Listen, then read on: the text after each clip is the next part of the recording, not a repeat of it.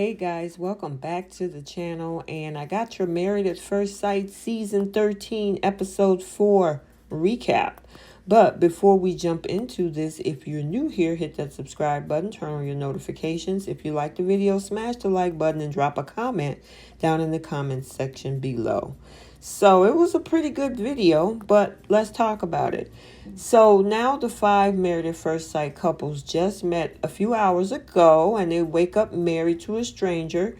But before they can leave to go on their honeymoon, each of the spouses will have a brunch, meet with their new in-laws individually. We will see some families definitely aren't shy about dropping the tea on their loved ones, while others offer pretty good advice.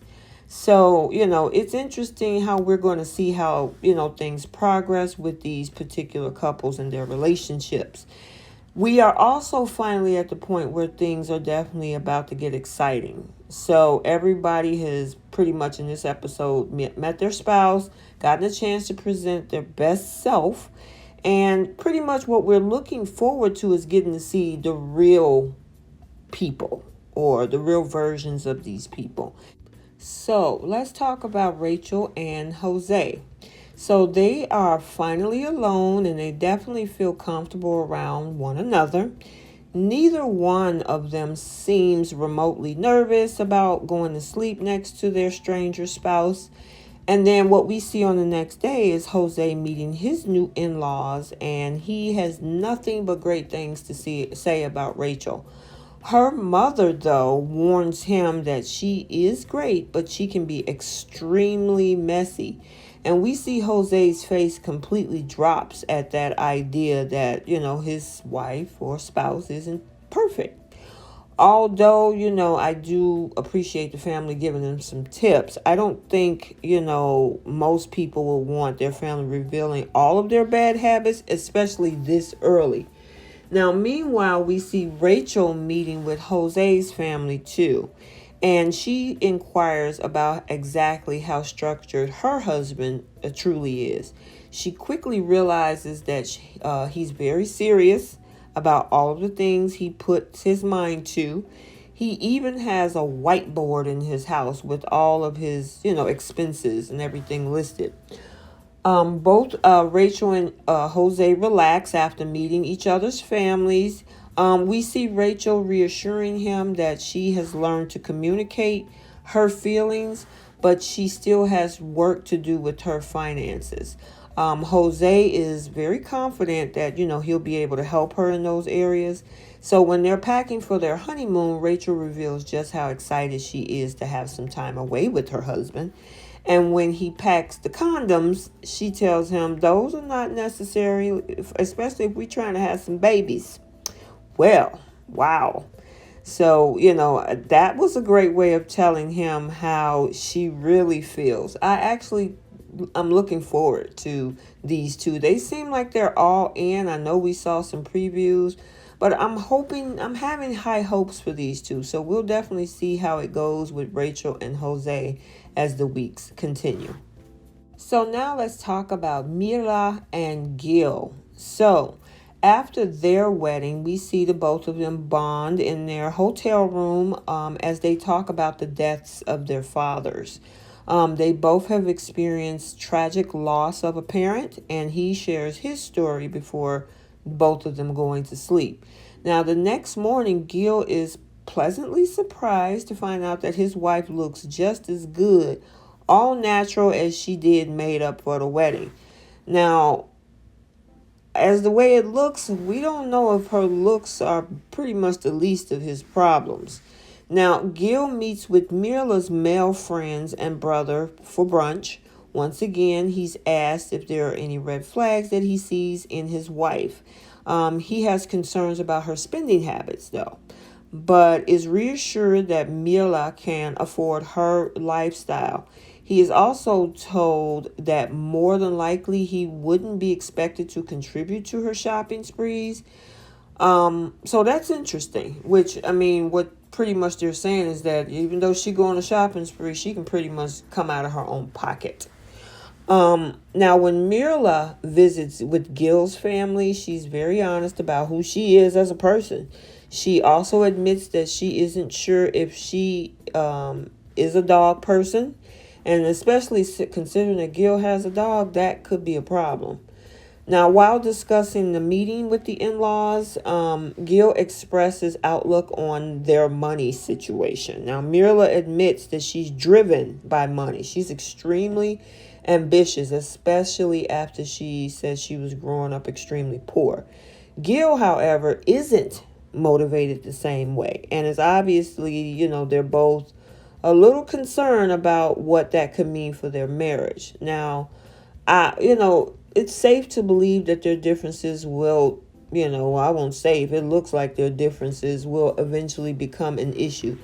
Mirla seems, from what we saw, to be extremely high maintenance, and he even said that. And her incessant complaining on the honeymoon, it looked like it was annoying to Gil, but he took it in stride. I can understand if she had different expectations, but one thing is that when you're going into an experience like this, you could at least try to focus on getting to know your new husband or new wife, in this case, new husband, spending time with Gil, instead of how the hotel amenities didn't fit the bill with her. Because, she complained about the pool being smaller than the one that she has at her house. And the place looked like a retirement home in Florida. It was pretty interesting to watch what she had to say, and I know I try to be objective in these cases, but she put it out there. Sometimes I say, maybe it was edited one way. I don't know. But from what was presented, she was not happy about this place. So that's definitely going to be an issue, especially if she's driven by money and he is not. He's about life and life experiences and, having that whole quality of life, whereas she feels that money is the root of what can give you that happiness. So, yeah, it's going to be interesting to watch these two. I honestly don't think they're going to make it, but we'll definitely have to keep watching and see. Okay, let's talk about Brett and Ryan. Now that they are alone, we see Brett is feeling a little bit of anxiety about spending the night for the first time with her husband. Ryan has no idea his wife is nervous and even goes in for a kiss. Now, the next morning, we see Ryan meet with Brett's parents, and it isn't going too well. He is clearly very nervous and doesn't even ask any questions to gain any more insight into his wife. Meanwhile, we see Brett asking several questions to try to get a better understanding of her husband.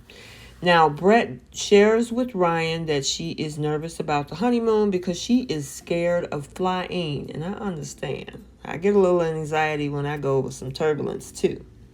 Now, once they arrive in the hotel, she tells him that, she is grateful that he made the flight easier for her, which that's cool. You want somebody who's going to support you during those scary times. But Ryan doesn't seem as relieved or even as open afterwards. He literally just stares at her with kind of like the dead eye while she pretty much say thank you. He does admit in a post interview that if he was dating someone who acted that way on a plane, he would never get on another one with them. What did she do on the flight? We don't know, but I guess from the way he was acting, you would think that she was screaming or crying or trying to kick the windows out or something. But if she only had a little anxiety and he feels this way, my question is, what is he going to do when they have bigger issues they have to figure out? You just can't cop and run. You got to figure out, you got a wife now. So that's something that's definitely, something he has to consider, because if it was hard to deal with that, there's going to be a lot of other issues that come up in your marriage. So are you going to cut and run then?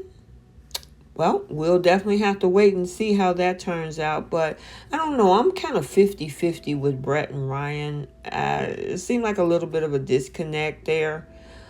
His lifestyle of being a countryman and, I guess he has issues with her anxiety. We'll definitely see how these two turn out. Next up is Michaela and Zach. And we see Michaela is Google-eyed over her husband, Zach. He is enjoying the attention as well, and the chemistry seems to be pretty mutual. Now, the next morning over breakfast, we see Michaela confesses that she can be a bit passive and oftentimes overlook red flags when it comes to relationships. And immediately we see Zach asking her not to do that with him. And he truly wants the marriage to work and encourages open communication. And that's what it should be. If you have some situations that you see as a red flag, you need to sit down and talk about those things, not run away. And I mean talk, not yell and scream, talk. Now, Zach meets with Michaela's family, and he does a great job of easing their concerns. He's warned that they expect him to protect his wife the way that they would. He assures them that he's up for the task. And, I guess that's easy to say now while everything is going good. But once they encounter some challenges, it's really going to be put to the test. So I'm kind of wondering what would that be like when that happens. And we saw the previews. Michaela also meets with Zach's large family and she felt like she was right at home. Things kind of take an emotional turn when she speaks about her father who was killed by a drunk driver. And then it was so cool that, Zach's father stood in her father's place during the father-daughter's dance. I thought that was really, really sweet. And, of course, before things wrap up, Zach's father makes it clear that they hope she has good intentions and that this will be a lasting marriage. We do see the next day with Zach. He's alluding to the fact that he and Michaela did sleep together. They had sex. He mentions that it may be another reason why they were matched. I'm glad they have chemistry, but hopefully they're not basing it solely off of that. I think it would have been a matter of time anyway before they had consummated the marriage. I guess the only hope is that they don't really rush things and kind of ruin the progress of how their relationship is budding. So I was rooting for them in the beginning. Those previews got me thrown off, but you know how Married at First Sight can be. So we'll definitely have to see what this is all about. But right now, it seems like they're doing extremely well. Okay, let's talk about Johnny and Bao. So we see with Johnny and Bao, they reminisce over their college days. She still has their text messages from years and years ago in her phone. Now, while reading through their text, she discovered that her husband actually ghosted her back in the day. That was crazy. However, later, Johnny meets with Bao's family and draws concerns when, he confesses that in his past, he moved on quickly in relationships. Now, meanwhile, the women in his family welcome Bao to the family. When Bao and Johnny finally meet up, she immediately asks about his father. Johnny is still hurt that he didn't have his father's support, but Bao manages to cheer him up with a positive outlook for the future. And I don't know if you saw maybe the first episode of Unfiltered. She said that she was going to personally fly out to California to win his father over. And I think she kind of alluded to that in this episode too, which is cool. She's willing to work with him. Now that the couples know where they're going for the honeymoon, we see Bao breaking out her packing Excel spreadsheet. I'm like, okay. Johnny laughed it off, but he's known for creating his own checklist too. He even refers to his wife as him on steroids. Now, although Bao way of life would be, kind of time consuming for some people, the girl, you have to admit, she's efficient, right? Now, on their first night of their honeymoon, Bao suggests Johnny sleep in a different bed. And I'm like, okay, here we go. She thought her snoring would prevent him from getting a good sleep, but he would rather hear her snore than sleep alone. Now, just when you thought that their night would kind of end in a sweet way, Johnny asked about what she prefers sexually. And I'm like, oh, no, he didn't. He went in real quick. And, I thought she might get upset, but she actually took the question in stride. So I thought that was pretty interesting. I didn't know what Bao was going to say or how she was going to respond to that question. And they seemed to get kind of cuddly there for a minute, but she was asking about the body pillow again. The only thing I would say about that situation is her feeling that she needs to sleep alone. I'm wondering why she feel the need to have that distance. I mean, you signed up to marry. You got into a legal arrangement with someone. Marriage, not dating, not just kicking it, not hanging out. You got married to this dude, and you can get into a legal contract. But at the same time, the fear of sleeping in the same bed, he's not even asking for anything. He just wants to be by her side, and she is just not having it right now. I mean, I think that she was able to do it, but like I said, she still wants that divider between them. So, I mean, it's I would say maybe for now, but as time go on in the progression of their relationship, they're going to have to look at that and see if there's some progress in that regard to see where they're going to go. So that's the end of the video. Let me know what you think. What couple do you think has the best chemistry? I mean, I'm still following for the moment Michaela and Zach and Jose and Rachel. So those are my two picks. Let me know what you think. So I hope you enjoyed this video. Like, comment, and subscribe, and we will see you next time.